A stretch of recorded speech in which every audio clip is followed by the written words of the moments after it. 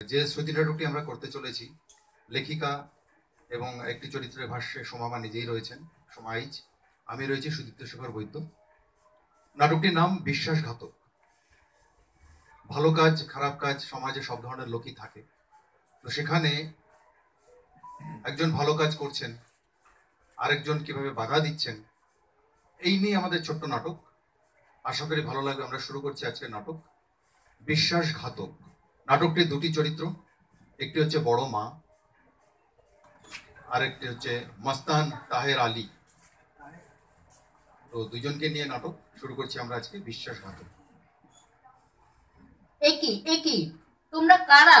হঠাৎ করে আমাকে ঘিরে ধরেছো কেন? আরে কারণটা নয় পরেই জানবেন, আগে আপনার হিসাব তো নেই। মহিলা বলে কি যা খুশি করবেন নাকি? এটা আবার কি কথা? দেশে আইন কানুন নেই? অন্যায় ভাবে একজনকে এইভাবে হ্যারাস করবে? আরে বিশ্বস্ত সুস্থ আমরা জানতে পেরেছি আপনি এই অনাথালয়ের বাচ্চাদের খাবার দাবার জামা কাপড়ের টাকা নিজের অ্যাকাউন্টে জমা করেন, ঠিক মতো খেতে দেন না। এইভাবে চলতে লাগলে এরা তো না খেয়ে মারা যাবে। ম্যাডাম, এই 2 নম্বরই ধান্দা বন্ধ করুন, নইলে এর ফল কিন্তু ভালো হবে না, বলে দিলাম। ঠিক আছে ভাই, তোমরা এখন যাও। আচ্ছা, এবারের মতো ছেড়ে দিলাম। ভবিষ্যতে কিন্তু এরকম শুনতে পেলে জান থাকবেন আপনার, এই বলে রাখলাম। একটা কথা জিজ্ঞেস করতে পারি? আপনার আবার কি জিজ্ঞেস করার আছে? আচ্ছা আচ্ছা, বলুন শুনি। দয়া করে যদি বলো, এরকম একটা কথা কে বললো যার জন্য তোমরা এত ক্ষেপে গেলে? সেই জেনে আপনি কি করবেন? ভবিষ্যতে যাতে আর না বলে শাসিয়ে মুখ বন্ধ করবেন, তা হতে দেব না। না, তা নয়, যে বলেছে সে আসল সত্যিটা না জেনেই বলেছে, তাকে অন্তত সত্যিটা বলতে পারি।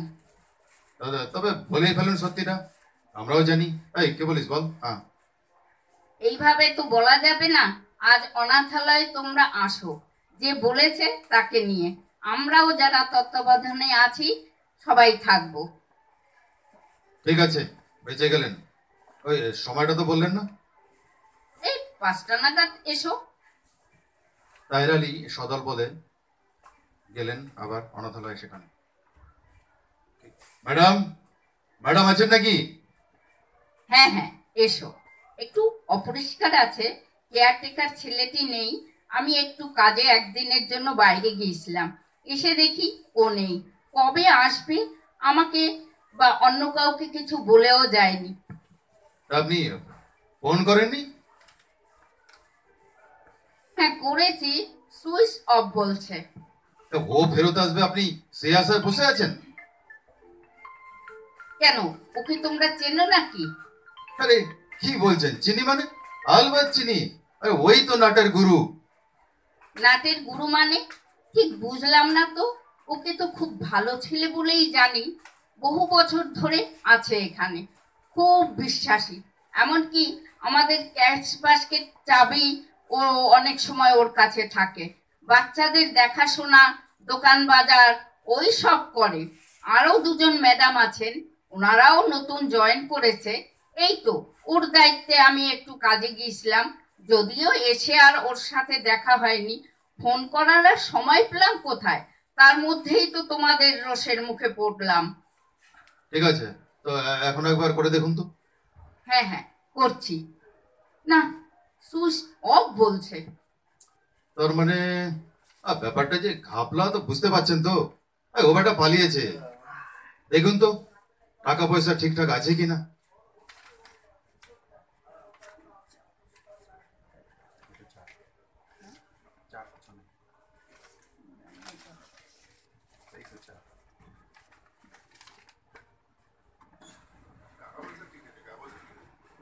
মা, দেখছি তোমরা দেখছি তোমরা ভাই বসো। সর্বনাশ! আলমারির চাবি জায়গা ওই একমাত্র জানে, সেখানে নেই। এখন উপায়? এতগুলো বাচ্চার খরচের কি হবে? উপায় আর কি, থানায় ডায়েরি করে পুলিশ এলে ভাঙতে হবে। চলুন, আমরা আছি আপনার সাথে। এত বছরের বিশ্বাসের ও এই প্রতিদান দেবে? না না, এ হতে পারে না। কোথাও ভুল হচ্ছে না তো? পুলিশের হাতে ধরিয়ে দেওয়া ঠিক হবে? কি বলবো, তোমরা যা ভালো বোঝো তাই করো, আমার মাথা কাজ করছে না। সত্যি আমরা অবাক হচ্ছি, আপনার নামে এত বড় মিথ্যা বদনামের ষড়যন্ত্র করে আপনাকে মেরে ফেলার চক্রান্ত করে আমাদের সুপারি দিয়ে ফিট করেছে, আর আপনি তাকে বাঁচাতে চাইছেন। একেই বলে মায়ের জাত। এই অনাথালয়ের বাচ্চারা আমাকে বড় মা বলে ডাকে, তাই বড় মা হয়ে ওদের ভালো থাকার জন্য নিজের কথা না ভেবে আপ্রাণ চেষ্টা করে যাই। সত্যি শুনে মনে হচ্ছে ওকে জ্যান্ত কবর দিই। মাথা ঠান্ডা রাখো ভাই, অত উত্তেজিত হলে চলে? তবে কিছু কথা তোমাদেরও জেনে রাখা দরকার। প্রত্যেক মাসে কিছু কিছু করে টাকা সরিয়ে রাখি ঠিকই, কিন্তু সেটা আমার কোনো পার্সোনাল প্রয়োজনে নয়। কি হবে আমার টাকা দিয়ে? আমার বলতে এই অনাথ আশ্রমের শিশুরাই আছে। এখানে একটি বাচ্চা ক্যান্সার পেশেন্ট, ওর চিকিৎসায় অনেক টাকা খরচ হয়, যখন তখন চেক আপে যেতে হয়। এইরকম আরো দুরারোগ্য রোগের কথা চিন্তা করে ওদের ভবিষ্যতের কথা ভেবে সরকারি টাকা ঠিকভাবে সময় মতো আসে না, তাই এই ব্যবস্থা। আপনি এই ব্যাপারে আর বাধা দেবেন না। যেখান থেকে হোক ওকে খুঁজে বের করে উপযুক্ত শাস্তি দিতেই হবে। টাকা পয়সা নিয়ে চম্পট দিয়েছে, তাই আর ফোন ধরছে না। ও যাবে কোথায়? সাপের গর্ত থেকে ওকে টেনে বার করব। তাহের আলীকে চেনে না তো? ওর বাড়ির ঠিকানা নিশ্চয়ই আছে, দিন তো আমাদেরকে। দিচ্ছি দিচ্ছি, এই নাও। ম্যাডাম, আমাদের ক্ষমা করবেন। আপনার মতো একজন দুস্থ শিশুদের বড় মায়ের সাথে এরকম দুর্ব্যবহার করেছি। আপনি সুস্থ থাকলে অনাথ আশ্রমের এতগুলো বাচ্চা খেয়ে পরে বেঁচে থাকবে। আপনাকে আর কিচ্ছু করতে হবে না। ওকে সাহায্য করার জন্য আমি একাই কাফি আছি। যাক, আমিও নিশ্চিন্ত হলাম। আমার অবর্তমানে এই অনাথালয় তোমাদের মতো মানুষের তত্ত্বাবধানে টিকে থাকবে, অনাথ শিশুরা আশ্রয় পাবে। আমার আর কি চাই? আপনি কোনো চিন্তা করবেন না, দরকার হলে ডাকলেই হাজির হয়ে যাব। সব সময় আপনার পাশেই আছি।